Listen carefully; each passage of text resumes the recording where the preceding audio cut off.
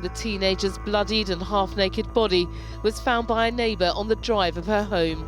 I see a tiny wound to her neck, and Michelle was just screaming and crying, asking me to wake her up. Please wake her up, Mum. He's described as a white man in his 20s or 30s, between about 5'9" and 6 foot. He's probably one of the most frightening individuals that I've had the opportunity to deal with in my police career. It's the evening of the 24th of September 2005 in Croydon, Surrey. 18-year-old Anne Bowman was celebrating a friend's birthday, partying in one of their favourite bars. Anne had gone out with one of her sisters and some other friends into Croydon. And Anne had spent most of the evening up to the early hours in Croydon town centre. She was picked up by Lewis Sproston and he drove her back to Blenheim Crescent, which is where she lived. Lewis and Anne's relationship had ended a few weeks before, and with emotions still running high, the couple began arguing in the car. This argument continued for over an hour and a half, until finally, Anne got out of the car and Lewis drove off. It was probably around about 4:15 that Lewis drives away from Blenheim Crescent, looks in his rearview mirror, and apart from the actual murderer, was the last person to see Anne alive. The brutality of the crime scene allowed police to put together Anne's last moments alive. Standing alone on her driveway, she was subjected to a very sudden, very violent assault, less than 10 metres from her own front door. We know that Sally was stabbed at least 7 times. Of those 7, 3 of them were so strong, the stab wound, that they passed through her body. 2 went through her abdomen and out the back. She had been bitten a number of times. There was a number of areas on her body, including the bite marks, that yielded DNA. We were also able to ascertain that Anne had also been raped. And the evidence suggested that that had occurred after she had been killed. The events that led to this shocking crime, committed in a quiet suburban street, began almost 24 hours earlier. Anne had spent the previous night at her mum's house and was looking forward to a relaxing weekend. Anne had woken up and just laid about all day in her pink fluffy dressing gown, watching telly, munching on biscuits and crisps and God knows what.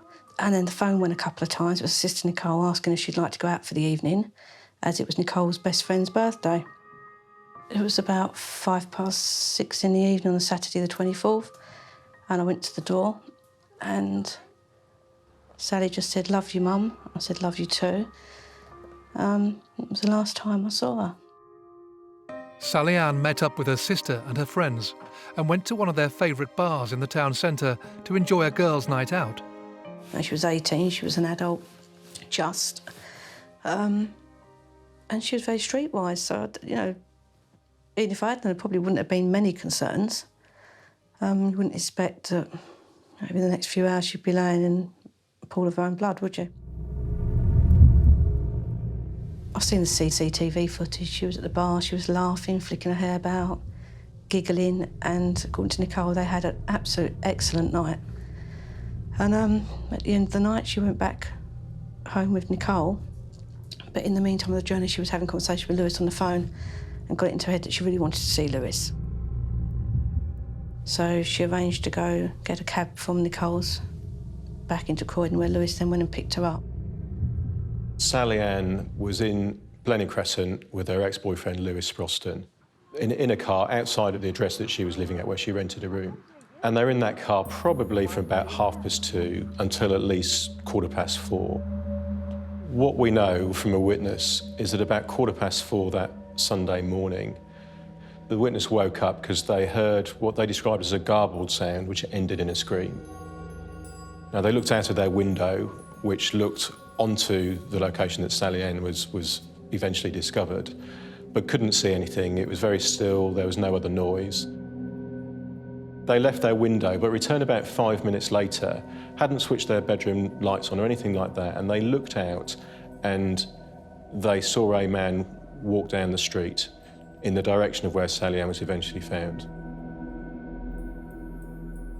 They then didn't see or hear anything else and they went back to bed.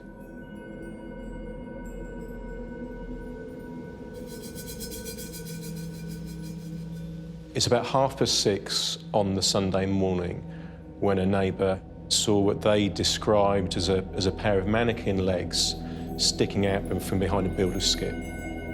They went over to have a look and discovered the body of Sally Ann, partially clothed and clearly dead at that point in time. As the murder squad assembled and began their initial investigations, detectives had to break the news to Sally Ann's family. I heard the door knock and I just assumed it would be Sally Ann. I was sort of panicking, thinking, oh God, the door's all locked up, she can't get in. And as I opened the door, there was a gentleman standing in a suit. Yes. Do you know Sally Anne Bowman? Yeah, she's my youngest daughter. 2 female police officers in uniform, and sort of took back a bit, and they asked me if I was Linda Bowman, and I said, I am. They said, do you know Sally Anne Bowman? And I said, yes, she's my youngest daughter. So you know Sally Anne Bowman? He didn't actually say to me, are you on your own? You know, I have some terrible news for you. Is there anyone you can have with you?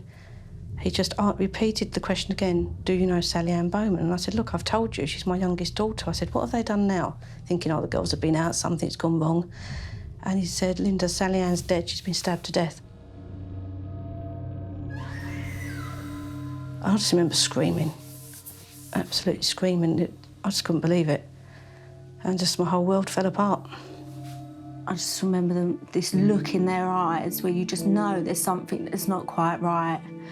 And they said, oh, do you know Sally Anne Bowman? And me, I went, what's she done? No care in the world. Ella was sitting on my lap, she was only little. And I said, I'm really sorry to tell you, but Sally was found murdered this morning. And I remember something leaving me that day.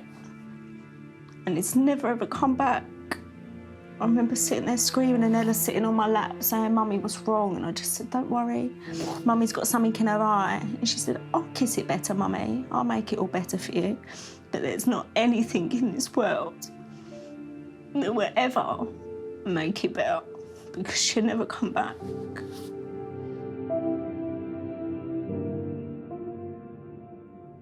Within hours of the murder inquiry being launched, the spotlight began to fall on one of the last people to see Sally Ann alive.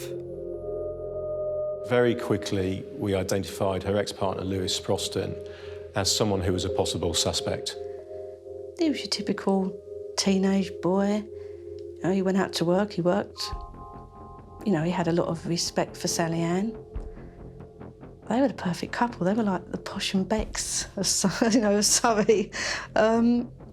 They had their moments. They were teenagers. They used to argue and bicker, but then who doesn't? Murder detectives were given the task of basically finding Lewis Sproston that afternoon.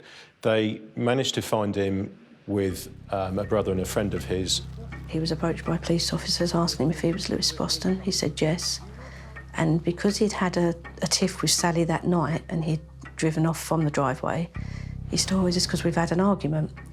Immediately, alarm bells, I presume, went off. And they said, Lewis Sproston, you are being arrested for the murder of Sally Anne Bowman. And he had no idea.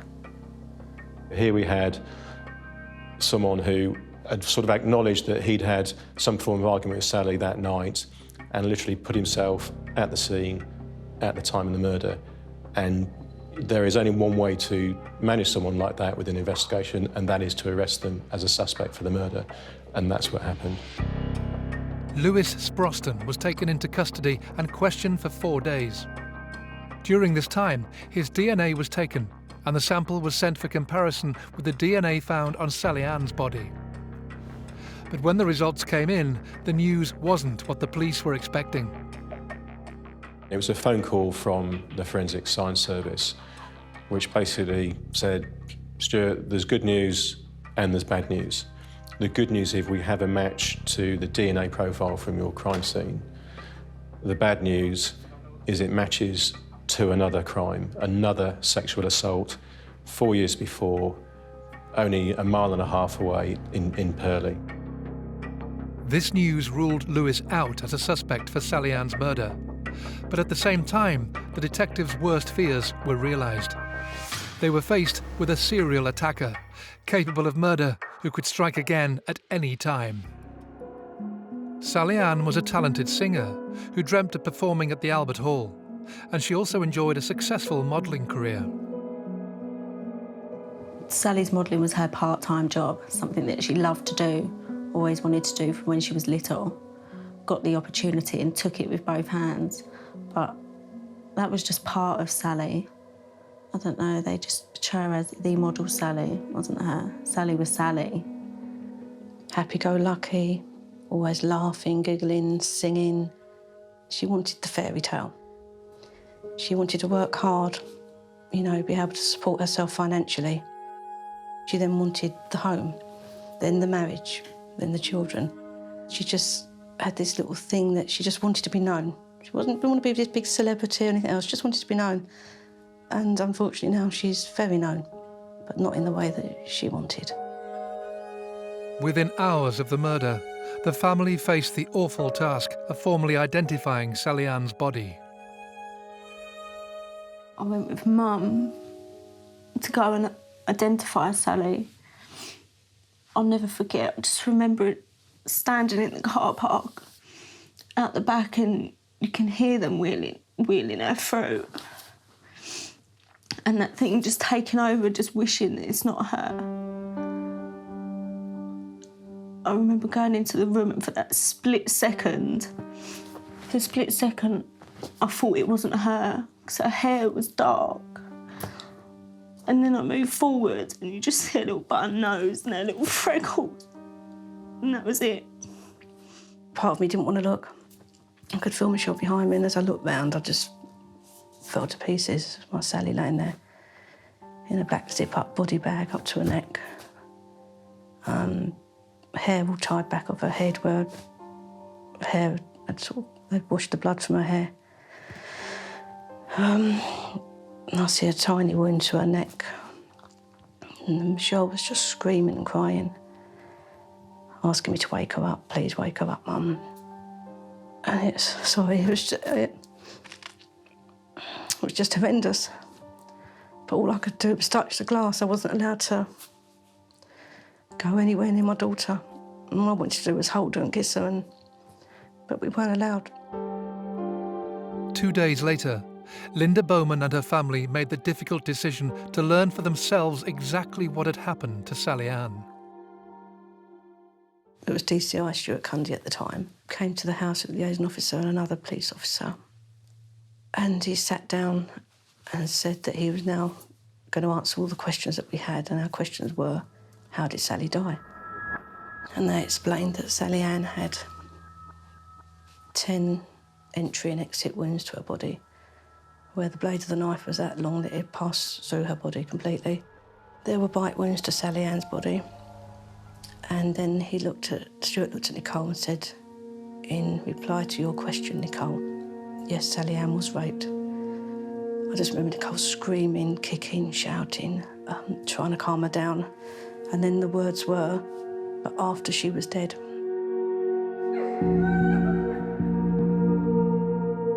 That was just like someone hit me on the back of the head with a lump of wood. It's just pure disbelief that a human being could do that to a young girl that's laying dead on the floor. He took her last bit of dignity then.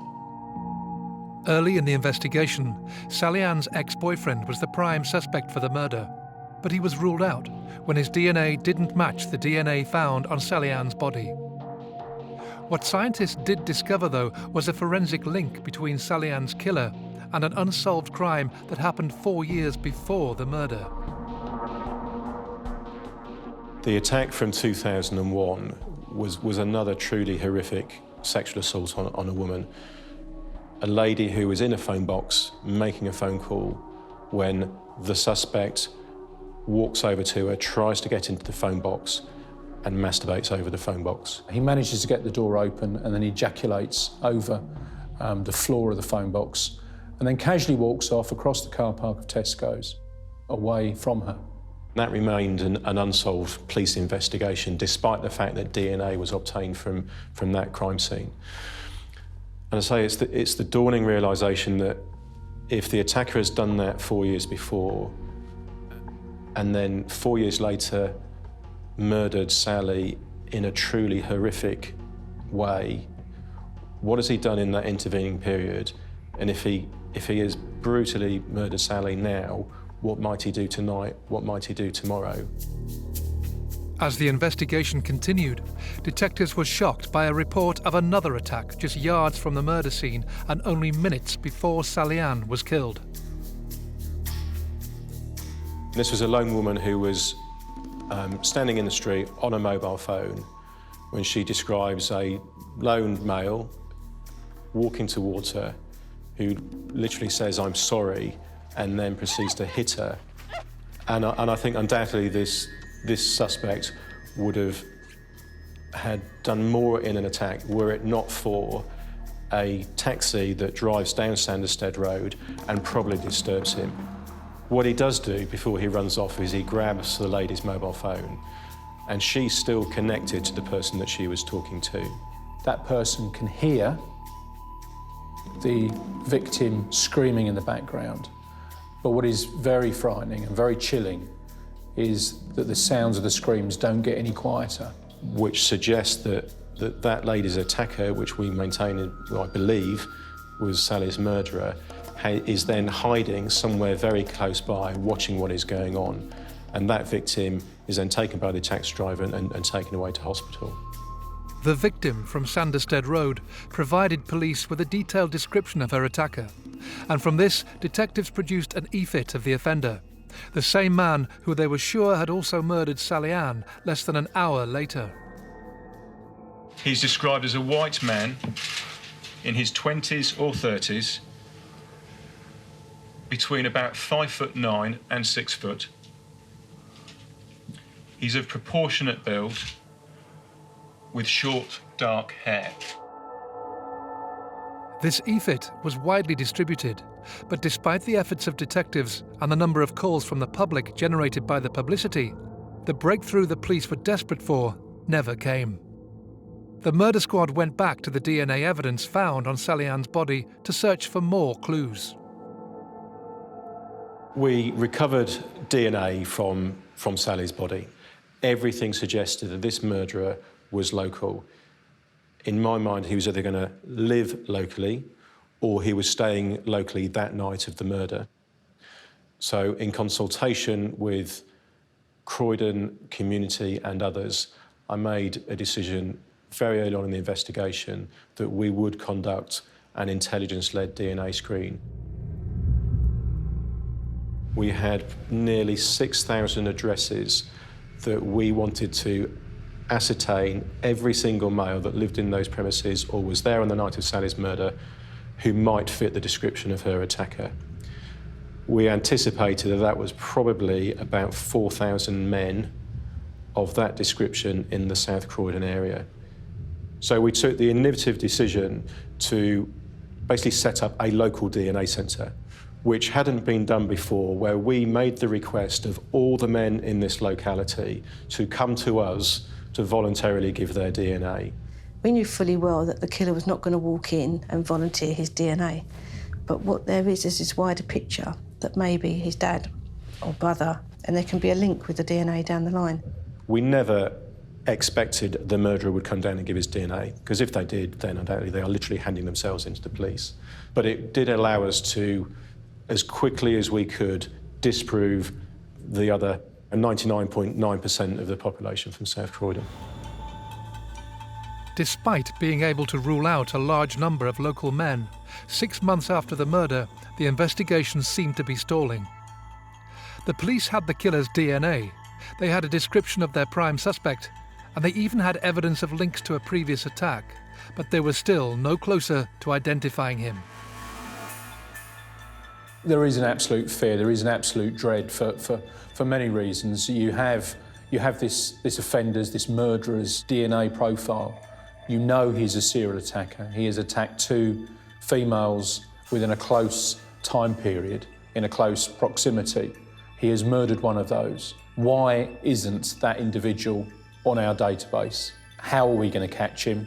How can we quickly catch him before he attacks again. It was a not knowing who he was. It was a not knowing, you know, is he linked to the family in any way? Is it someone that we all know? Is it somebody we trusted? It was the fear of being in your homes at night, locking your windows, bolting your door, jumping every time there's a shadow or there's a noise. And from my point of view as a mum, is he going to get to another one of my girls? We had absolutely nothing other than DNA. That was all the police had, was DNA. Faced with a stalling investigation, the police decided on a new line of inquiry. Just days after the killing, detectives had released an e-fit of the man who attacked a woman less than an hour before the murder. Police were sure that this attacker was the same man who would go on to kill Sally Ann. Now, though, they took the decision to release a second e-fit, this time of a man suspected of the attack in the phone box 4 years earlier. The victim of the attack in 2001 hadn't completed an e-fit at the time of her attack.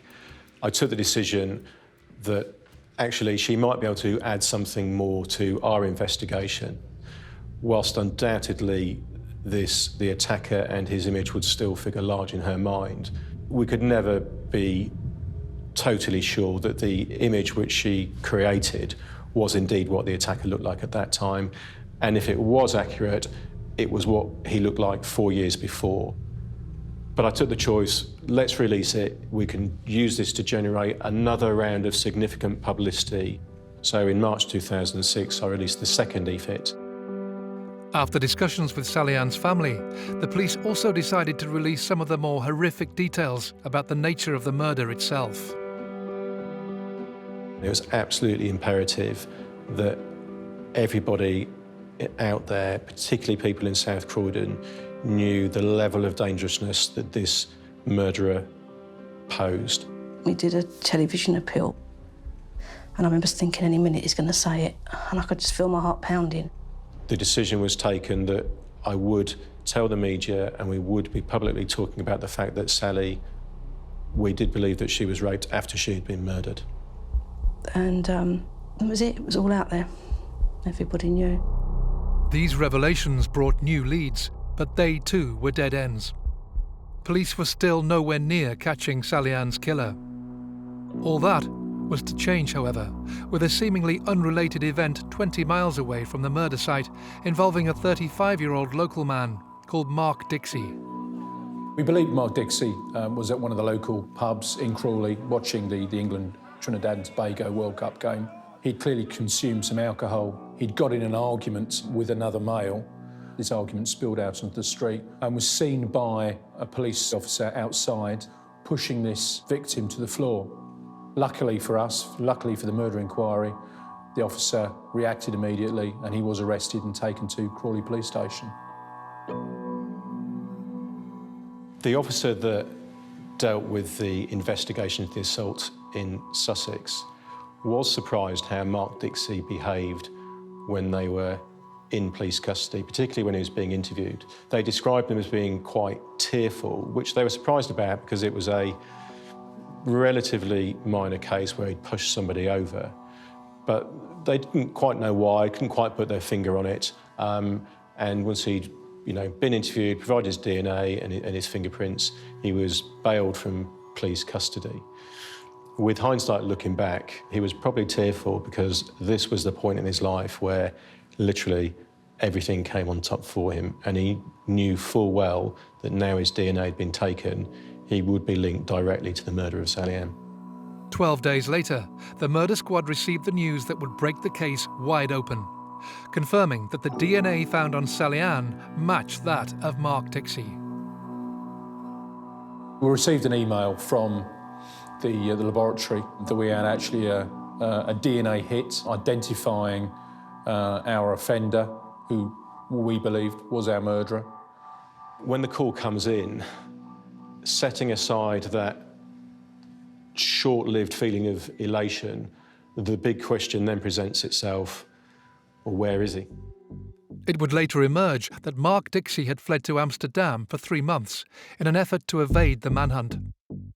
Luckily for detectives, an argument with his landlord meant Dixie returned to the UK in January 2006.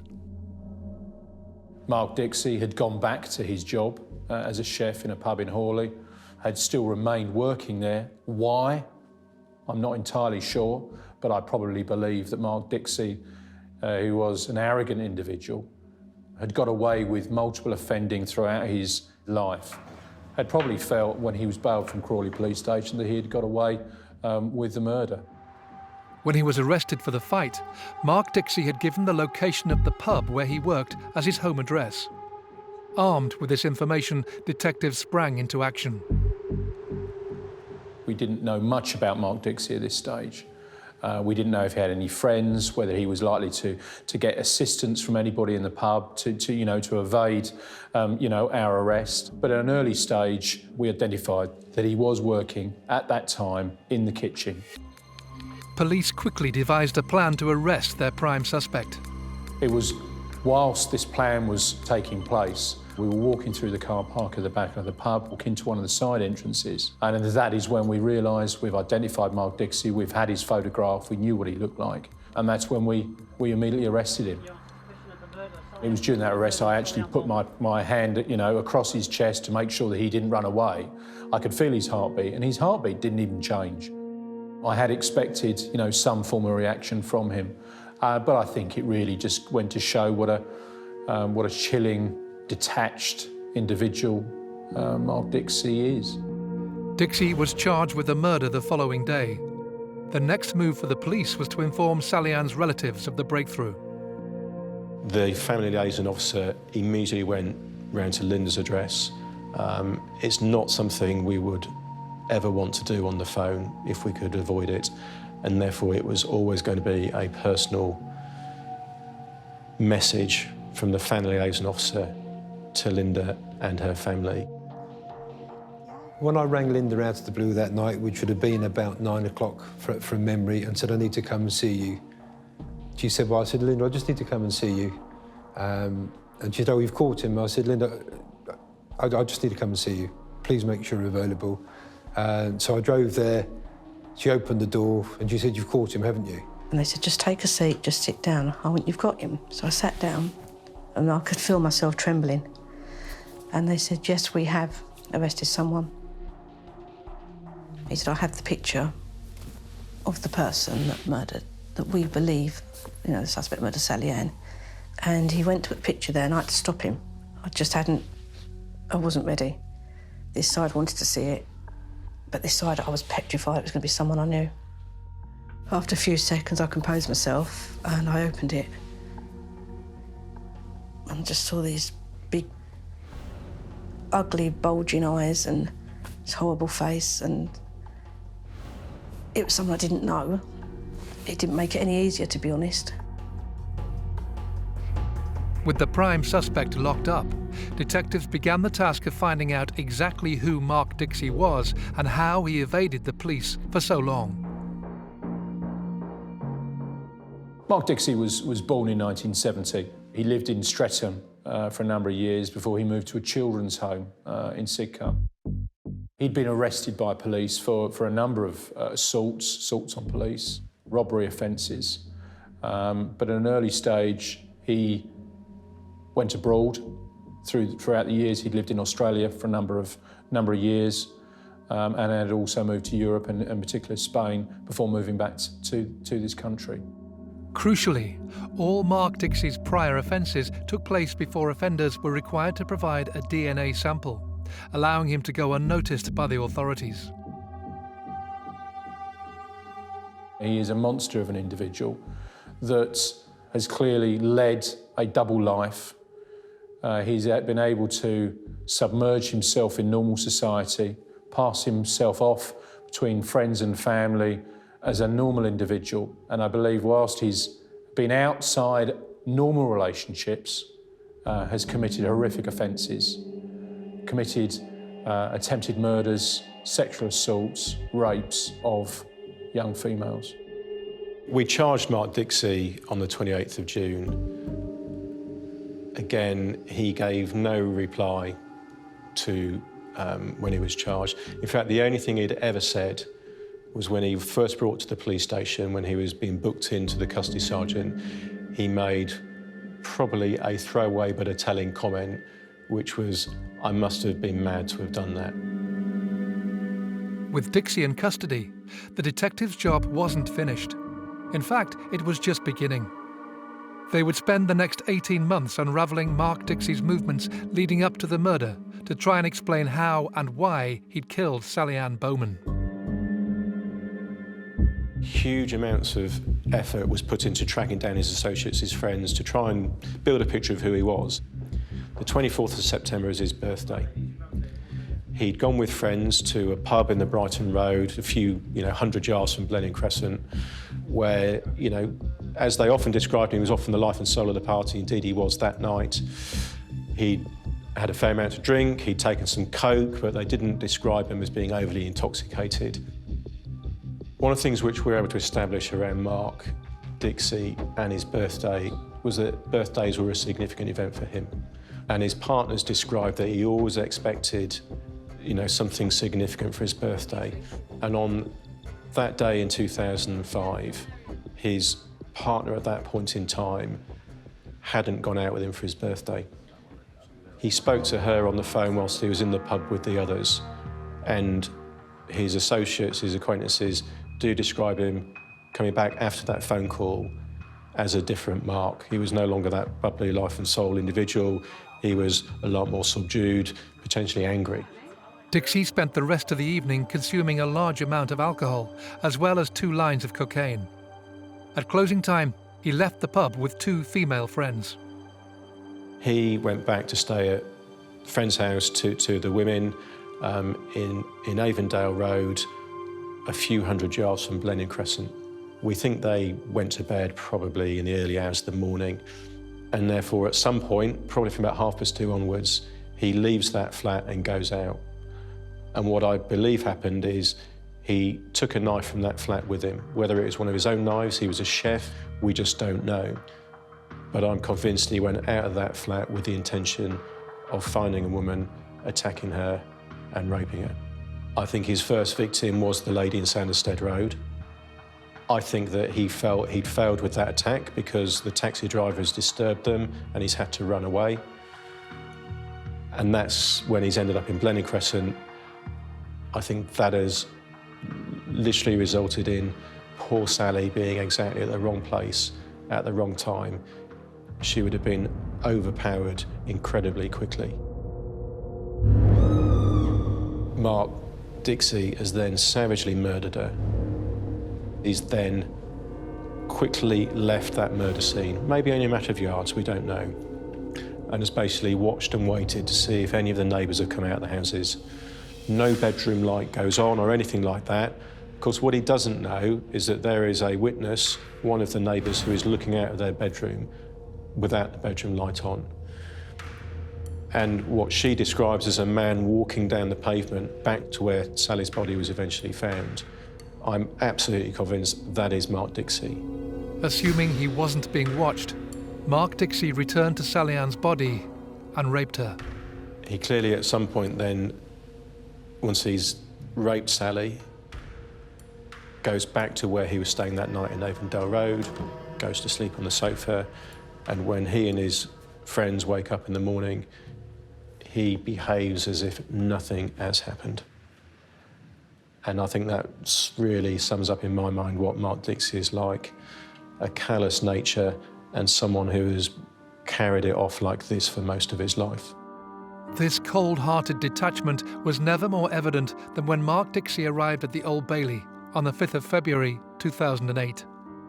His description of what he did the night of Sally Ann's murder would shock everyone who heard it. When we first went into the courtroom at the Old Bailey, the murderer was already in the box. And we were less than 3 foot away from him. And I could feel him staring round, looking round. Mark Dixie's defence was that he wasn't the murderer. There was another murderer still unarrested, undetected, but he was the rapist, that he came across what he believed was a drunk girl laying unconscious in the street on the driveway, and he thought he'd seize his opportunity to have sex with her. When he was telling this to the court and the jury, with Sally's family listening, it really, with so much, and this is my phrase, so much contempt, as if to say, well, what's wrong with doing that? Throughout the trial, the cold-hearted Mark Dixie never once offered any explanation for why he had murdered Sally Ann. I remember watching him he had no remorse on his face. He didn't care what he'd done. It was pleasure for him to see that we're all sitting there hurting. He didn't care. He just wanted to see us squirm while we sat there and listened to what he had to say. He's an animal. As part of their investigations into the murder in the lead-up to the trial, detectives began to uncover a trail of attacks that stretched across the globe. The trail led back to one man, Mark Dixie. We immediately realised that he had travelled to Australia, and we submitted again the DNA profile to Australia, saying that we identified our murder offender. And it was Western Australia that came back to us and said, yes, they have a hit for that DNA profile for an attack on a lone female in a house in Perth, Western Australia in 1998. It was around about midnight. She was studying alone when she heard a noise coming from the kitchen. She goes to investigate and sees what we know is Mark Dixie coming through the kitchen window with what looked like a stocking over his head, armed with a knife. And the next thing she knows, she's actually being stabbed. She's rendered unconscious. She received 7 stab wounds, very similar to that of Sally Ann. She was extremely lucky to live. We know she's raped while she's unconscious, and a number of her personal items were stolen by Dixie, which we believe were potentially used as trophies by him. The trial of Mark Dixie lasted 3 weeks, and the tension in the court before the verdict was delivered was unbearable. When the foreperson did stand up and they told the court that they found Mark Dixie guilty and it was a unanimous verdict, the feelings for each of us privately will all be quite personal and undoubtedly all different in many ways. From the police officers' perspectives, not a feeling, but a myriad of feelings of, yeah, we got him. We got him. And I just thought, you know what?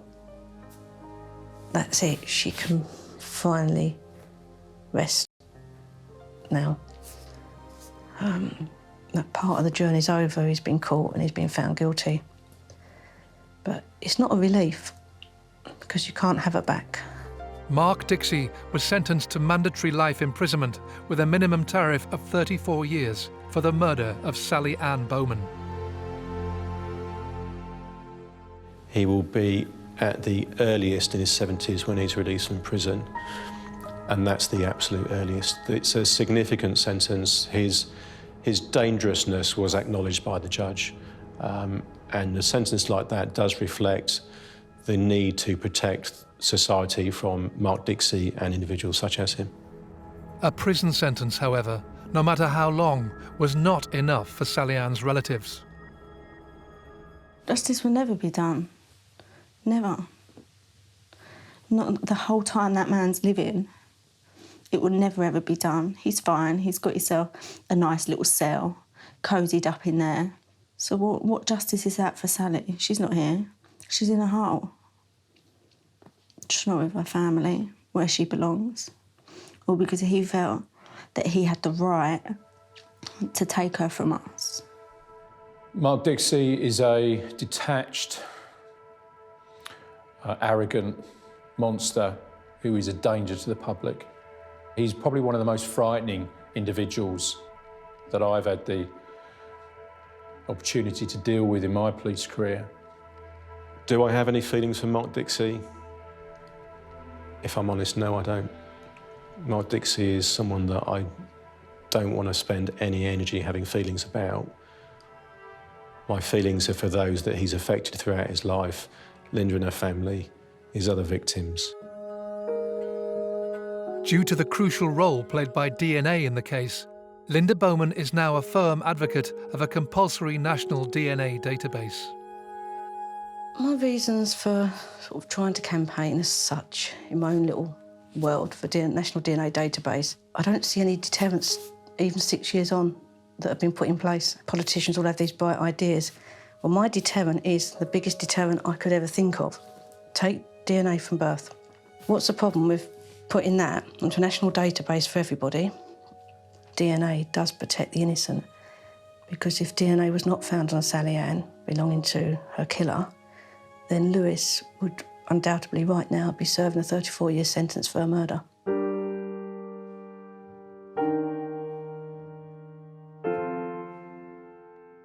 I think about Sally every 5 seconds of the day, 7 days a week.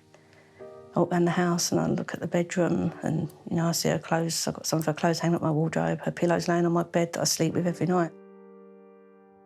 You get that split second in the morning when you wake up and your life is perfect. Everything's how you want it to be. And then, bang, it's there and it hits you. Worrying to close your eyes, not knowing what you're going to see, not knowing if you're going to see that Sally that you remember or that Sally you see from the pictures. And that fear goes through me every night when I go to sleep. The nightmares don't ever stop. Just the ones where you just wanted to get to her and there's nothing you can do. There's constant reminders, and there's days where I sit and think of her and I have a huge smile on my face and I think of some of the funny things and practical jokes she's played. And then there's days I just want to shut myself away from the whole world and pretend it's not happened and she's just having a long holiday. I think to myself, if she could talk to us, to me, her dad and her sister, she'd probably just say, "Mum, I want my life back. Mum, I want to come home." But it's never going to happen, is it? The animal hasn't just taken Sally, but he's taken a piece of all of us. And he's taken a bigger piece from my mum, who were never meant.